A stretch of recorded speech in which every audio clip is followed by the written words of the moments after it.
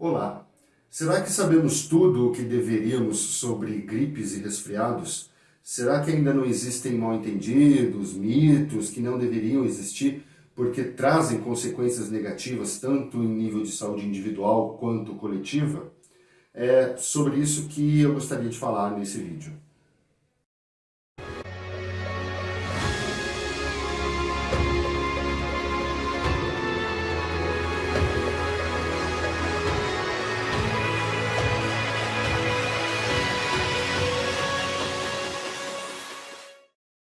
Em primeiro lugar, eu quero ressaltar que são duas doenças diferentes. Isso é importante porque no dia a dia as pessoas fazem bastante confusão entre as duas e isso causa consequências conforme eu vou comentar aqui no vídeo. Bom, ambas são doenças virais, embora algumas bactérias também possam causar resfriado.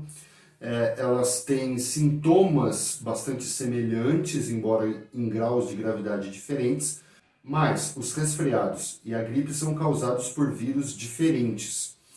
Os resfriados podem ser causados por diversos tipos de vírus, centenas de agentes etiológicos diferentes. Um dos mais comuns, se não o mais comum, é o rinovírus.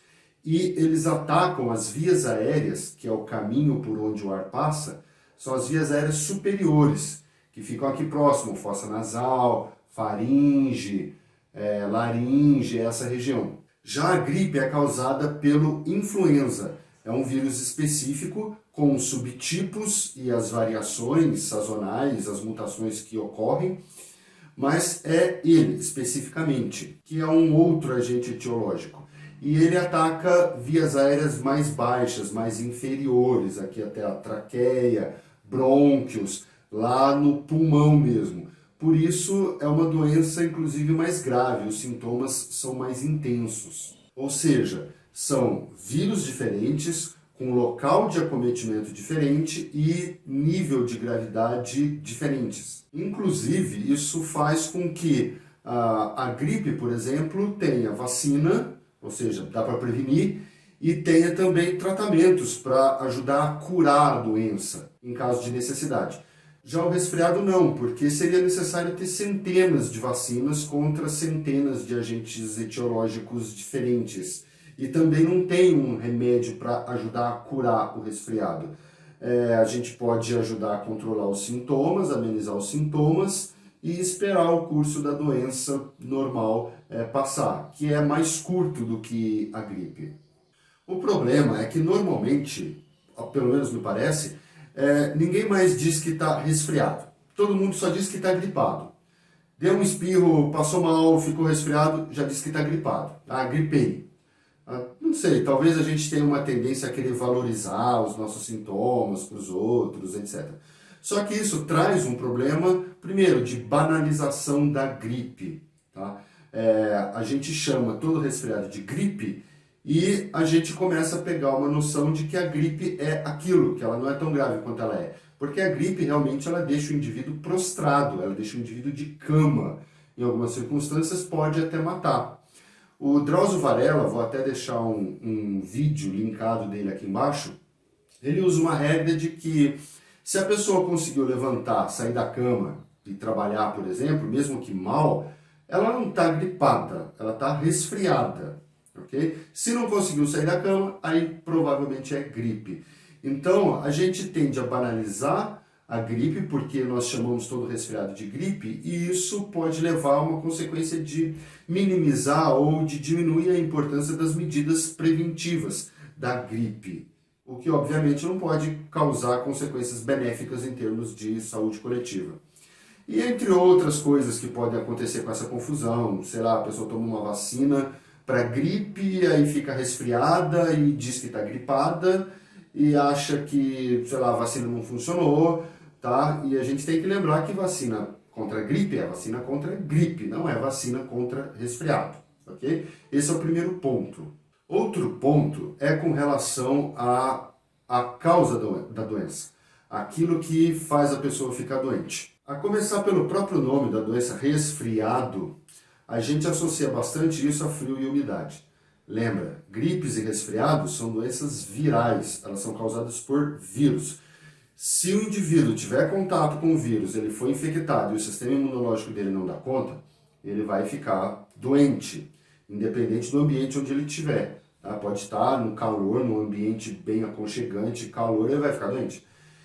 No entanto, se ele não tiver contato com o vírus, ele pode tomar um furacão nas costas, pode patinar no gelo descalço, que ele não vai ficar doente. Ou seja, não é frio e umidade que vai causar a doença. É o contato e a infecção pelo vírus e uma resposta imunológica que permita o aparecimento dos sintomas. Mas por que da confusão? Essas doenças ocorrem mais no inverno. Mas isso é porque no inverno a transmissão fica potencializada porque nós diminuímos a ventilação dos ambientes onde a gente está, em casa, no trabalho, no ônibus, e ainda tendemos a ficar mais próximos uns dos outros. A transmissão da doença se dá como o coronavírus, por exemplo, então a gente já sabe como é que é porque está todo mundo falando. São gotículas de saliva, perdigotos, ou seja, ficar muito próximo, tocar nas mãos, contato pessoal, ou tocar numa superfície que foi contaminada por meio dessas gotículas. Enfim, para prevenir a doença, higiene, ventilação e cuidar com o contato pessoal. Como essas coisas ficam prejudicadas no inverno por causa do nosso comportamento, essas doenças são mais comuns no inverno. E também o vírus da gripe parece ficar mais ativo no inverno. Ou seja, não é o frio que causa a doença, mas isso seria mais um motivo para as medidas preventivas, como, por exemplo, ventilação. Então, paradoxalmente, a gente pode dizer que em certas circunstâncias até passar frio, como, por exemplo, num ônibus de manhã com a janela aberta, previne mais o vírus do que a janela fechada e uma temperatura um pouco mais confortável. Mas mesmo assim é muito comum as pessoas relatarem que elas, ou o filho, ou alguém que conhece, se expuseram ao frio e ficaram resfriadas depois. Por quê? Bom, para entender isso, vamos modificar um pouco aqui a filmagem. É necessário entender as reações das vias aéreas, por exemplo, a um ar frio, um ar muito seco, ou um ar com muitas partículas, em suspensão, como poeira, etc. E entender por que as pessoas confundem alguns desses sintomas com resfriado ou com gripe. Muito bem, vamos falando aqui das ações das vias aéreas. Eu já comentei que nós temos vias aéreas superiores, que são essa região aqui mais alta, cavidade nasal, faringe, laringe, e as vias aéreas inferiores, que aí temos a traqueia, os brônquios e a ramificação brônquica que vai formar a maior parte do pulmão ali. Nas vias aéreas superiores, a gente pode olhar, a cavidade nasal, que é esse buraquinho, ela não se estende, não é um buraquinho que vai até a garganta. Depois que passa pelo nariz, é um espaço amplo aqui, ou pelo menos ele é alto, né? Embora ele seja bastante fino. Tá? Tem toda essa estrutura aqui e o ar passa por aqui e vai aqui para baixo. Vamos comentar melhor a respeito da função disso daqui. Isso daqui é a fossa nasal, tá? E as veias aéreas inferiores, aqui abaixo da traqueia, se dividem em dois brônquios principais e depois eles vão se ramificando em brônquios cada vez mais finos até chegar lá nos sacos alveolares, que são os alvéolos, aonde vai ocorrer a troca gasosa, que é para isso que a gente respira. Tá? Então as vias aéreas inferiores é tudo isso daqui. É um caminho por onde o ar passa, né? Desde que entra pelo nariz até chegar lá nos sacos aéreos, lá nos alvéolos, para ocorrer a troca gasosa. Só que essa estrutura toda de vias aéreas não é uma coisa... eles não são simplesmente um conduto passivo por onde o ar passa, eles não servem só para isso. Eles são órgãos que realizam uma função importante. O ar, para poder funcionar no nosso corpo, ele não pode estar exatamente do jeito que está aqui na atmosfera. Ele tem que sofrer um condicionamento, que significa ele tem que ser aquecido, ele tem que ser umidificado, ou seja, tem que ter mais vapor e partículas de água nesse ar dentro do nosso corpo, e ele tem que estar filtrado. Para chegar lá no pulmão e funcionar, esse ar tem que estar com essas três características. E é justamente as vias aéreas que fazem isso. Tá? Elas umidificam, elas filtram, elas aquecem o ar, porque eles têm que estar assim para poder funcionar lá dentro. Tá? Elas fazem isso ativamente. As vias aéreas fazem isso com o ar. Como? Através de alguns recursos que elas utilizam. principalmente a vascularização. Por exemplo, aqui, ó, na cavidade nasal, tem uma quantidade grande de vasos sanguíneos que passam ali, por isso que qualquer machucadinho que dá no nariz, mas internamente lá sangra bastante. E como o sangue é quente, essa vascularização serve para aquecer o ar. A maior parte do aquecimento do ar já ocorre aqui, na cavidade nasal, tá? Devido aos vasos sanguíneos que tem aqui, essa rica vascularização. Além disso, tem a secreção de uma substância um pouco viscosa, que é o muco, né? Que é produzido em toda a via aérea o tempo todo e ele é eliminado, ou seja, nas vias aéreas inferiores esse muco vai subindo, porque tem um tapetinho com cílios lá que vai levando ele o tempo todo para cima, e nas vias aéreas superiores também ele desce. E a gente engole isso a maior parte do tempo. É que ele é feito em pouca quantidade, mas essa secreção serve para umidificar o ar. Ela é uma secreção até bastante aquosa.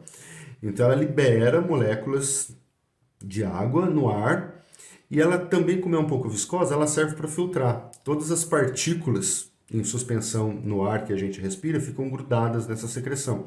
E depois elas sobem e a gente engole, né? Então ela serve tanto para umidificar quanto para filtrar o ar. E a vascularização, ali principalmente da cavidade nasal, serve para aquecer o ar. Então as vias aéreas fazem essa atividade.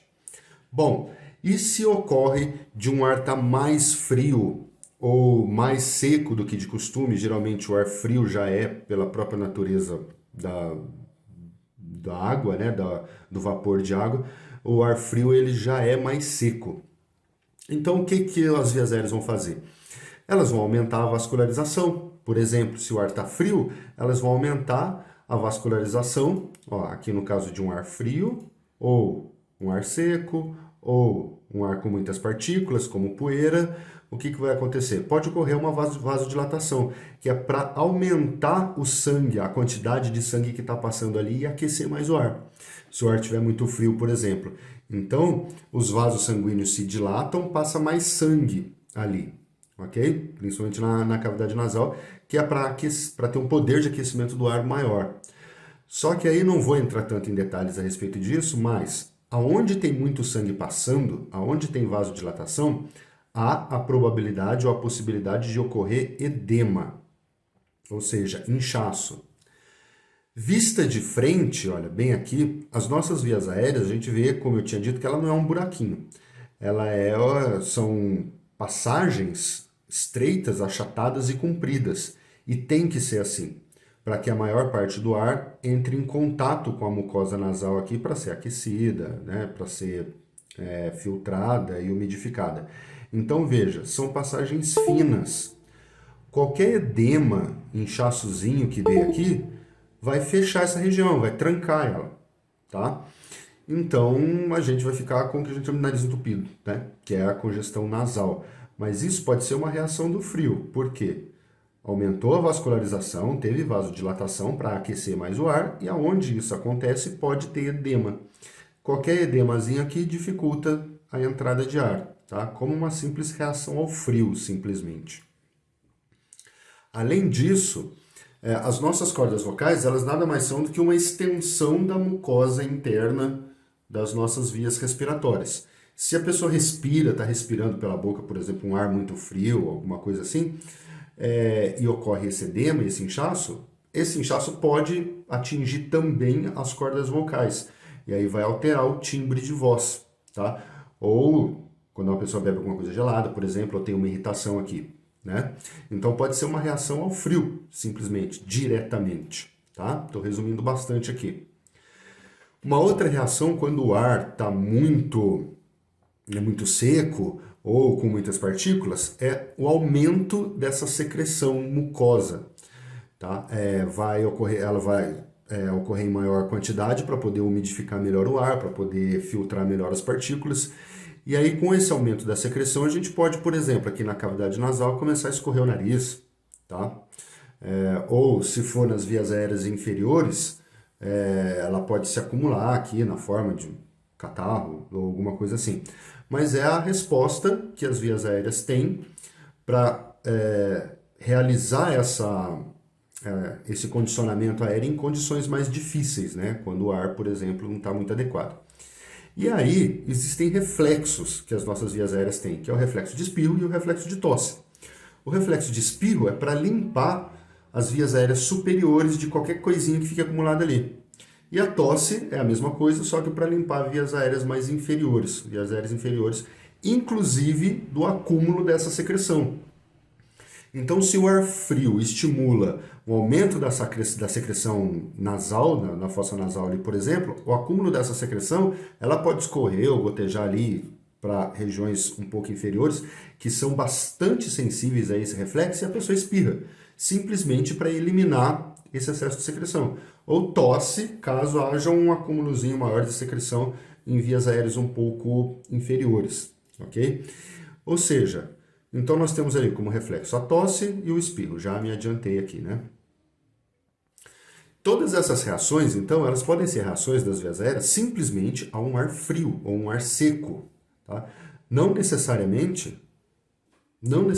isso significa uma infecção, uma gripe, um resfriado, alguma coisa assim, tá? Então é onde a pessoa, às vezes, ficou no frio, sei lá, tomou chuva, alguma coisa assim, aí chegou em casa, já deu uma espirrada, deu uma tossida, nariz escorreu, algo desse tipo, ou ficou rouco, todas essas coisas, a pessoa já acha que gripou, não é nem resfriado, ela acha que gripou. E aí enxerga nisso uma prova de que a umidade ou o frio causa resfriado ou causa gripe, o que não é exatamente verdade, né? Então, vamos continuar. Bom, além do mais, é claro também que no inverno as pessoas se expõem ao frio com mais frequência.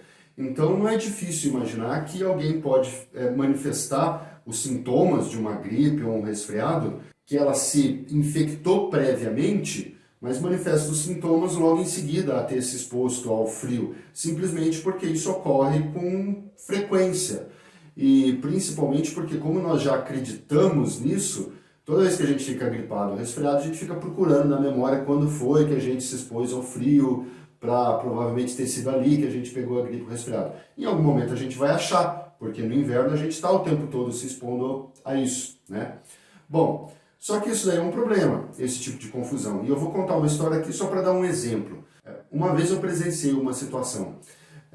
Uma mãe de uma criança muito agradável, diga-se de passagem, de 1 ano e pouco, que foi com a família numa igreja, que era um salão grande, um salão enorme, lotado de gente, e essa criança ela já tinha tido infecções respiratórias de repetição antes, naquele momento ela tinha uma saúde talvez um pouco fragilizada, assim, em termos de vias aéreas, né, sistema respiratório, e a mãe se tornou bastante preocupada, mais zelosa do que o normal com a saúde do filho.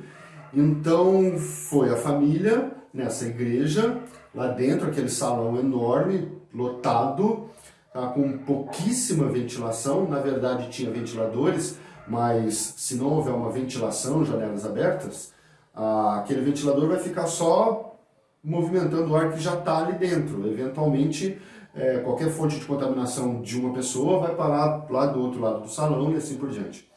E a criança, por ser muito agradável, ela ficou lá dentro e passando de mão em mão. Todo mundo pegava, todo mundo abraçava, outras crianças maiorzinhas ficavam pegando ela, e a mãe o tempo todo ali vigiando. Em 1 ou 2 vezes que o pai pegou a criança e levou ela para fora da igreja, isso era início da noite, mais ou menos, a mãe já ficou brava, já chamou a atenção dele que colocasse ele para dentro, para não deixar ele tomar sereno. Embora seja difícil entender a definição dessa palavra sereno num céu claro, sem frio nenhum, né? Enfim, não sei o que era aquele sereno. Mas em 2 momentos, assim, que foram momentos, segundos que ele foi lá para fora, a mãe já ficou preocupada e queria que colocasse ele para dentro. E aí depois, quando chegou em casa, quando nós chegamos em casa, em algum momento lá ele deu 2 tosses lá, tossiu 2 vezes, a mãe já ficou toda preocupada e culpando o pai. Tá vendo? Você levou ele lá fora para tomar sereno, agora vai ficar gripado. Olha, então primeiro, tosse e espirro não é necessariamente sinal de gripe, nem de resfriado. Se ele tivesse ficado resfriado, não necessariamente seria gripe. E se ele ficou gripado, foi por ter ficado lá dentro. O único momento em que ele estava mais protegido de uma infecção respiratória desse tipo era quando ele estava lá fora, que estava num ambiente mais ventilado e sem tanta gente por perto. Então, pela nossa visão, às vezes errada, pelo nosso desconhecimento de como funciona o processo patológico, o processo de infecção, a gente pode acabar tomando medidas erradas, achando que está prevenindo e, na verdade, a gente está fazendo o contrário. E aí eu fico preocupado principalmente com as crianças, né, com as providências que a gente toma com as crianças. Daí a necessidade da gente ter esse tipo de conhecimento, para poder prevenir melhor essas situações. Bom, o que eu tinha para dizer hoje era isso. Dúvidas, comentários aqui embaixo e até a próxima.